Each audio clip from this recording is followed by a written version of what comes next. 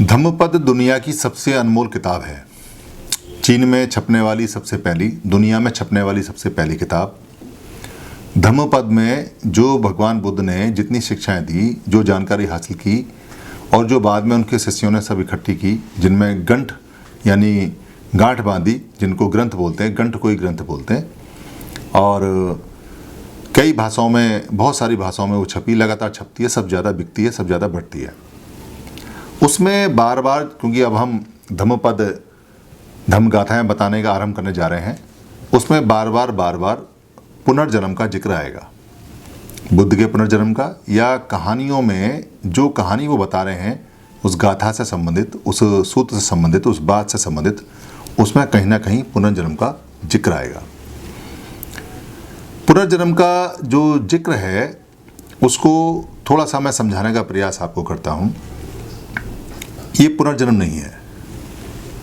Basically एक जो पूर्व जन्म है, यानी पूर्व का जन्म है, वो एक जो वर्तमान में चल रहा है, जैसे मैं बैठा हुआ हूँ वर्तमान में मैं, और एक मेरे बाद जो आने वाला है वो, यानी मेरे बाद जो आएगा वो रीबर्थ नहीं है, पुनर्जन्म नहीं है, उसको यहाँ नेक्स्ट बर्थ कहा गया है, यानी कि अगला जन्म।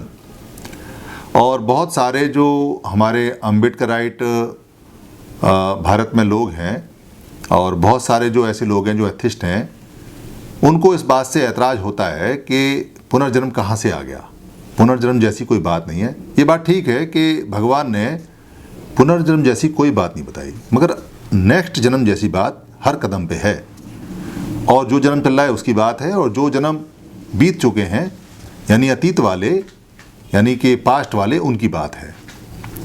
तो इसको आप ऐसे समझिए कि जैसे आज आपके हाथ में एक मोबाइल फ़ोन है, वो मोबाइल फ़ोन में जो सॉफ्टवेयर है, अगर वो iOS है, एप्पल का है, तो आप उसका वर्जन देखिए कि कौन सा वर्जन चल रहा है, और वर्जन के साथ साथ में ये देखिए कि उसमें कितने फीचर्स बढ़ गए हैं और कितनी एप्लीकेशंस बढ़ गए हैं।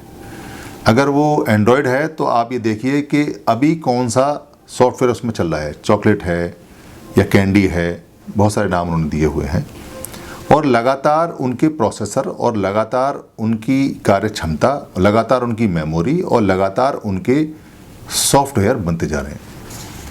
ये प्रेजेंट की बात है, और फ्यूचर के जो प्लान हैं वो उनके एडवांस सॉफ्टवेयर और एडवांस प्रोसेसर के साथ में तैयार हैं, जिन पर वर्क चल रहा है। मगर आप अगर अतीत में जाएंगे, पीछे जाएंगे, तो आप ध्यान देंगे कि जब मोबाइल स्टार्ट हुआ था तो मोबाइल पर डिस्प्ले भी नहीं था।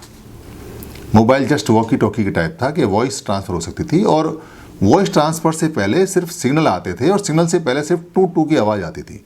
जो आपने टेलीग्राम वाली की देखी होगी, जो टक टक की आवाज़ करती है, पिक्चर में थी, जो आपने इंडिपेंडेंस डे में देखी होगी, जिसमें सबसे लास्ट में कम्युनिकेट करते हैं टक टक टक टक करके, उसमें सिर्फ वॉइस जाती है, और वो वॉइस को पहचानते हैं कि कितनी देर तक की दबाएगी, कितनी वॉइस आई। वो उसका बहुत प्राइमरी वर्जन है।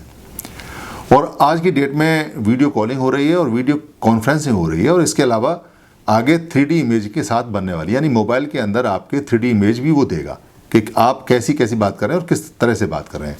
इससे आगे भी टेक्नोलॉजी आएगी। ये जो लगातार डेवलपमेंट हो रहा है, ठीक ऐसा ही डेवलपमेंट जीवों का होता है। जीव 1 सेल के भी होते हैं, 2 सेल के भी होते हैं, 10 सेल के भी होते हैं। बहुत सारे जीव के अंदर सिर्फ एक ही चीज़ होती है, मूवमेंट कर सकते हैं, खाते हैं और निकालते हैं, या मूवमेंट कर सकते हैं।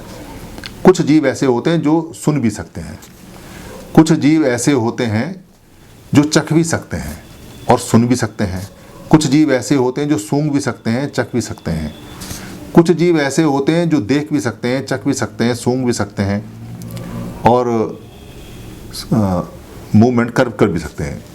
और जो सबसे श्रेष्ठ जीव हैं वो जीव वो हैं जो जिनके पास में पांचों सेंसेस हैं, यानी देखने का, चखने का, सूंघने का और फील करने का, स्किन के थ्रू फील करने का, स्वाद चखने का, और नाक से सूंघने का, कान से सुनने का। ये 5 सेंस होते हैं। और छठा सेंस उनका होता है कि जो उनकी मेमोरी में स्टोरेज होता है वो भी वही फीलिंग दे देता है।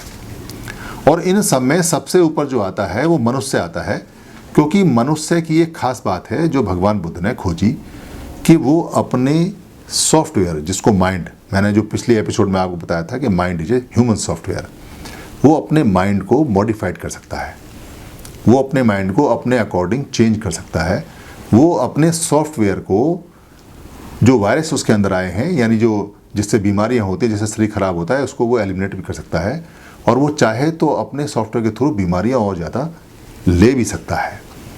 और इसके अलावा वो अपनी मेमोरी को खोल भी सकता है, यानी अपनी मेमोरी को वो देख सकता है कि उसकी मेमोरी क्या थी। तो ये सॉफ्टवेयर जो आता है किसी जीव के अंदर या ह्यूमन के अंदर, अगर हम ह्यूमन की बात करें, तो इसका जो आज की डेट में वर्जन चल रहा है, ये वर्जन अचानक नहीं बना है, ये वर्जन बहुत सारे वर्जनों का मॉडिफिकेशन है। एक सेल से लेता लेता आज तक इतना बड़ा ये सॉफ्टवेयर बनकर तैयार हुआ है, यानी जो मन है, और उस सॉफ्टवेयर में ह्यूमन चलता है।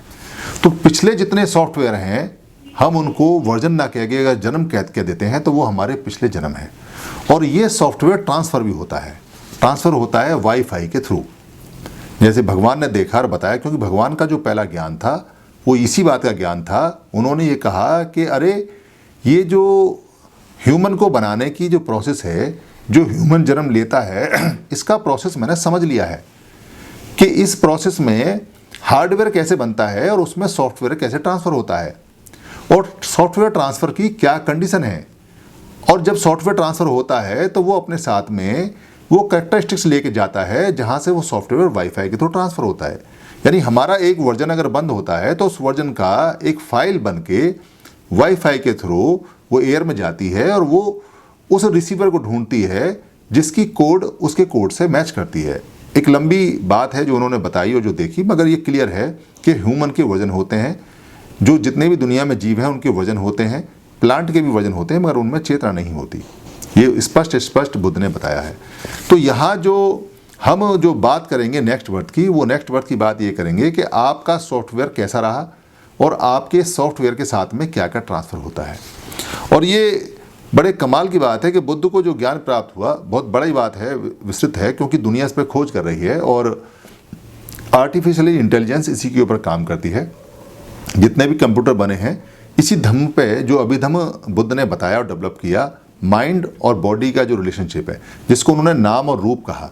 यानी कि नाम उन्होंने कहा सॉफ्टवेयर को और रूप कहा शरीर को। तो नाम रूप की थ्योरी ये चलती है पूरे पाली भाषा में, और बाकी ये ह्यूमन सॉफ्टवेयर और उसका जो हार्डवेयर यानी शरीर है उसके हिसाब से चलती है। तो सबसे पहले यानी कि रात्रि के पहले पहर में जब उन्हें ज्ञान प्राप्त हो रहा था उस रात, तो सबसे पहले उन्होंने अपने जो पहले वाले पुराने जो जन्म हैं, पुराने जो वर्जन हैं जितने भी उनके ह्यूमन के सॉफ्टवेयर के सारे उन्होंने डिकोड किए और सारे देखे उन्होंने, और सारी मेमोरीज उन्होंने चेक की कि कैसे कैसे कैसे वो उनके वजन बनते चले आए। और 543 के आसपास में तो है भी उनकी कहानियां हैं कि कैसे कैसे वो पिछले वर्जन में क्या क्या काम उन्होंने किए, कैसे किए। तब ये बात समझना और बताना बड़ा मुश्किल था कि किसी सॉफ्टवेयर के यानी मन के वजन भी हो सकते हैं, मगर आज तो ये बात बच्चा बच्चा जानता है कि सारे सॉफ्टवेयर वजन से ही आगे बढ़ते हैं। और रात्रि के दूसरे पहर में जो उन्होंने प्राप्त किया उनको बोलते हैं दिव्य चक्षु।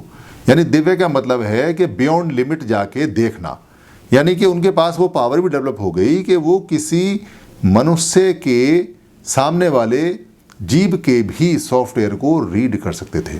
उसको दिव्य चक्षु बोला। इसको तीसरी आंख भी बोलते हैं, यानी कि देखना, उसके पार देखना जाके कि जो कोई नहीं देख सकता। ये साधारण ह्यूमन भी इसको डेवलप कर सकता है, देख सकता है विपश्यना के थ्रू। जो विपश्यना करते हैं लोग वो थोड़ा थोड़ा देख लेते हैं। कई बार कोई बच्चा होता है जो अचानक कहता है कि मुझे ये दिखाई दिया, वो दिखाई दिया, कुछ समय बाद भूल भी जाता है क्योंकि लोग उसी बात पे यकीन नहीं करते, मगर वो मेमोरीज के साथ साथ कभी कभी ट्रांसफ़र भी हो जाती है। और रात्रि के तीसरे पहर में उन्होंने देखा वैशाख पूर्णिमा को प्रत्यय समुत्पाद, यानी कि सॉफ्टवेयर है वो कैसे काम करता है, रूप कैसे काम करता है, कैसे जीवन आता है, कैसे जीवन बनता है, और दुख और मृत्यु और वृद्धावस्था कैसे प्राप्त होती है। ये उनके ज्ञान का सबसे बड़ा दुनिया के अंदर आज तक का साइंटिफिक पहलू था। इसलिए उनको दुनिया का सबसे बड़ा साइंटिस्ट बोला जाता है, क्योंकि उनकी थ्योरी पे ही आर्टिफिशियल इंटेलिजेंस पूरे दुनिया में काम करती है, और दुनिया के सारे लोग जो आर्टिफिशियल इंटेलिजेंस में हैं उसी को कोड डिकोड करते हैं। और ह्यूमन का डिकोड और कोड उन्होंने किया, आगे कोई भी कर सकता है। जो बुद्ध के नियम के अनुसार आके मेहनत करेगा वो अपनी बॉडी के कोड को डिकोड कर सकता है, अपने सॉफ्टवेयर को अपने कंट्रोल में कर सकता है। थोड़ा थोड़ा सभी कर लेते हैं, क्योंकि विपश्यना करते हैं, सीख लेते हैं। जो नहीं जानते हैं वो अपने सॉफ्टवेयर के कंट्रोल में आ जाते हैं।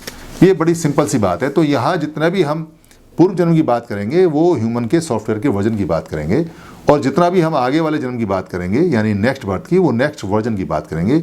इसको आप समझ लें, ये बिल्कुल क्लियर है। ये अंधविश्वास नहीं है, ये बिल्कुल क्लियर साइंस है, और इस साइंस का हम बार बार धम्मपद में जिक्र करेंगे। धन्यवाद।